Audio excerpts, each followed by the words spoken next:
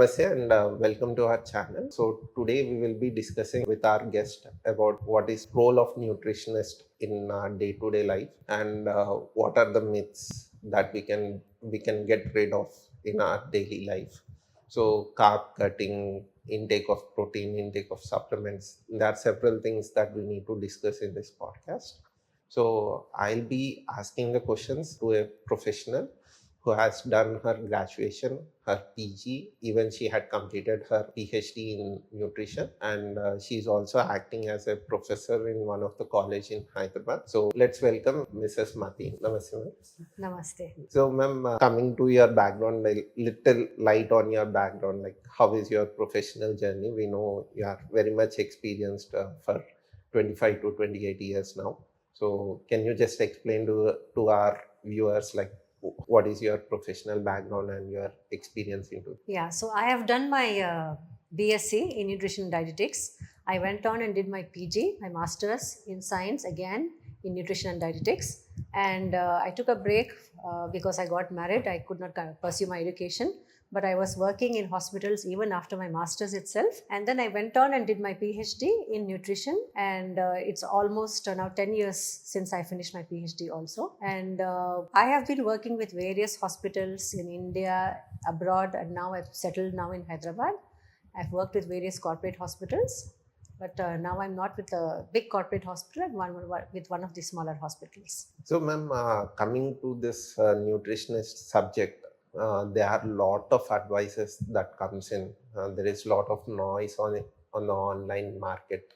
Like whenever we open Instagram or whenever we scroll through YouTube shorts or videos, we have a lot of influencers. You have a lot of celebrities, a lot of family and friends promoting different kind of dietitian plans or dietary requirements. They suggest like you follow this, it will reduce weight. You follow this, it will be good for your health. You follow this, you will cut down your diabetes. So what is the real method for normal person? Can you do this noise reduction in this, like what to follow and what not to follow? Yes, definitely.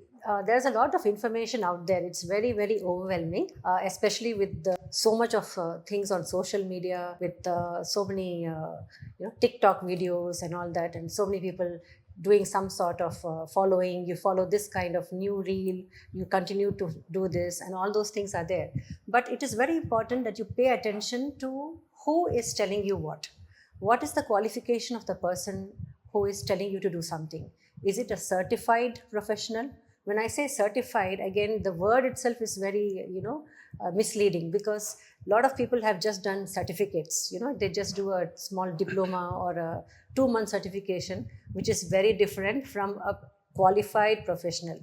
So if any kind of nutrition advice you want to follow, you should go to any registered dietitian or a clinical nutritionist or somebody who has been practicing in a hospital for at least 8 to 15 years, at least a minimum of 8 years in the clinical sector. They are the ones that you should be listening to, not all the other kinds of people. And also, don't go with all these fads like you should follow this. I have lost so much of weight, so do the same thing and you will also lose weight. That is what generally people say.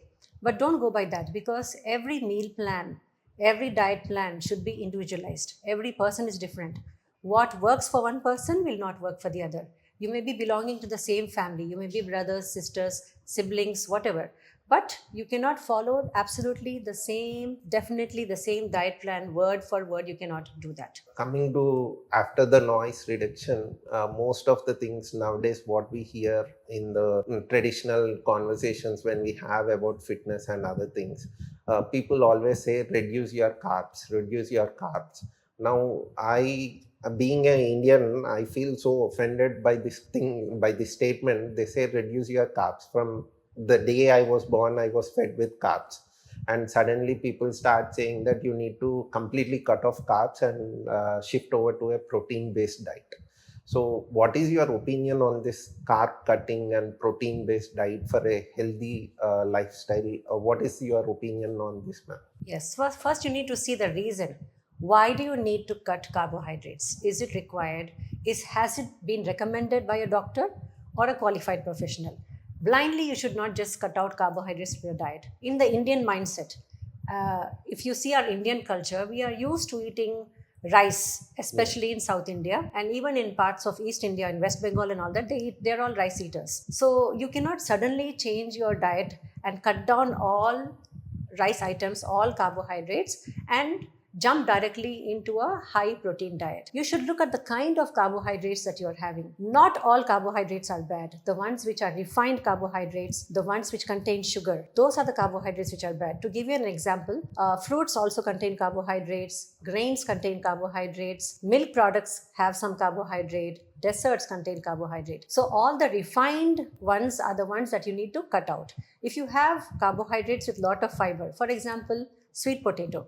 Sweet potato has a lot more fiber. It is a carbohydrate, but it has much more fiber, which means it allows the sugar level in your blood to be controlled, and it allows slow release of sugar, which means your levels will be maintained. Ma'am, apart from this, because we are on the topic of fruits with sweetness, this is summer season when we are recording this video. So in the midsummer, everyone is fan of mangoes, and typically I am also a very big fan of mangoes, and I consume a lot of mangoes on day-to-day basis. So what is your take on the mango sweetness, and is it a healthy diet to have at least one mango in a day, or is it not advisable for a certain age group? How does this balance depend? Is it on the age and the fruit we are taking, or is it just with other health conditions what a person has? Well, first and foremost, mango is a seasonal fruit, which means it's only available in this season. So I vouch for the fact that you should eat fruits which are in season, whether it is grapes or guavas or pomegranates or mangoes. So right now we are in the season of mangoes. So absolutely everybody is allowed to go ahead and have mangoes. But if you have some kind of a digestive issue, you're not able to take the intensity of the mango, you're not able to digest it properly, especially people who are older, people who are elderly, if they're not able to digest the entire mango, they can go with small quantities. And young children, sometimes the fruit is not ripened properly. So if the fruit is not ripened properly, then that can cause a stomach upset, especially in young children and older adults. So in those cases, you should have lesser quantity. But otherwise, a healthy, normal adult can go ahead and have a mango. But on the other hand, if you are a diabetic, if you have some kind of a health condition, in which case you're not allowed to have too many sweet items or too many sugary items, in that case, you should stay away from mangoes. But I still say, if you're a diabetic, you crave for mangoes, please go ahead and have maybe about half a mango, not on a daily basis. I would say maybe twice a week or thrice a week. But on those particular days, make sure you do not eat anything more sugary. Cut down on the sweetened or refined carbohydrates that you're having on that particular day. The supplements, because when we hit the gym, and the gym trainers today, they have their own brands. Like, you don't believe, there are so many trainers out in the market who are running their own brands of supplements. So they are so much into that, selling the over the counter. So you have to consume creatine. If you are doing muscle exercises, if you want to do this thing, you need to consume so much of protein. They say your weight into divided into something.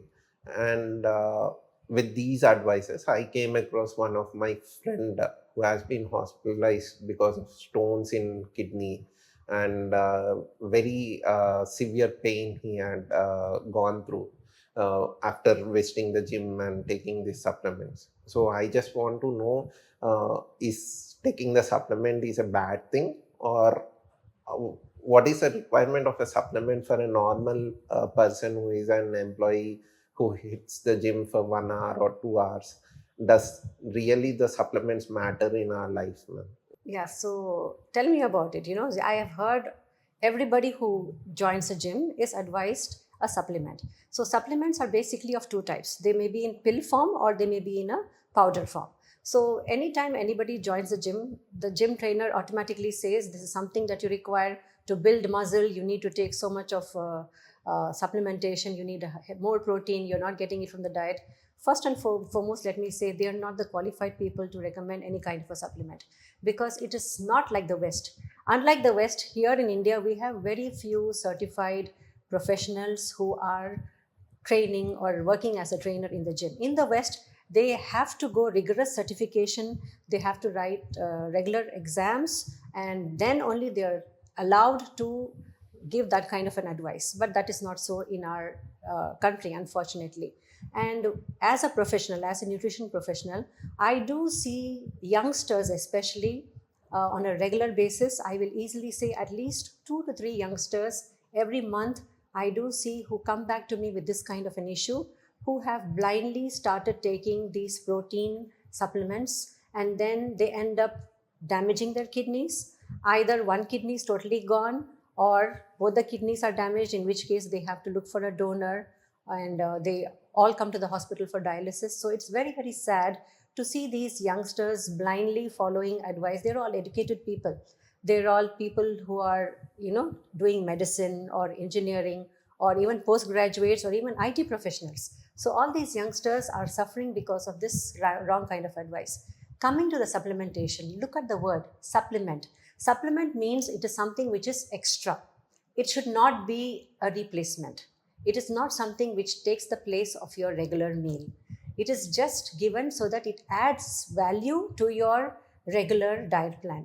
That also only in certain cases. And before you take any kind of a supplement, first of all, you need to consult a doctor. But even before that, if you are not sure whether you require a supplement or not, the best thing is to go in for a blood checkup. Get your blood work done and find out which minerals, which vitamins you're deficient in. After that, you consult a doctor or a qualified dietitian, and they will tell you which are the supplements that you need to take. But not all supplements are necessary. For example, if you are a pure vegetarian, you might require vitamin B12 supplementation or iron supplementation, because your diet is lacking in iron and B12, because B12 is not found in vegetarian sources. If you're a person who doesn't take dairy items like milk, paneer, curd, and all that, then probably you might require calcium supplementation or vitamin D supplementation. But otherwise, you do not generally need to go in for all kinds of added supplementation in the form of pills. If you're talking about powders, the various kind of protein powders available in the market, there are so many. But you need to know what is it that you're looking for. What is the reason for you to take? Any kind of supplementation should not be done for a long term. It should have a short span. You can take it for a short span to solve any particular deficiency or any particular purpose that you need to take it. You can take it, but always on the advice of a qualified professional.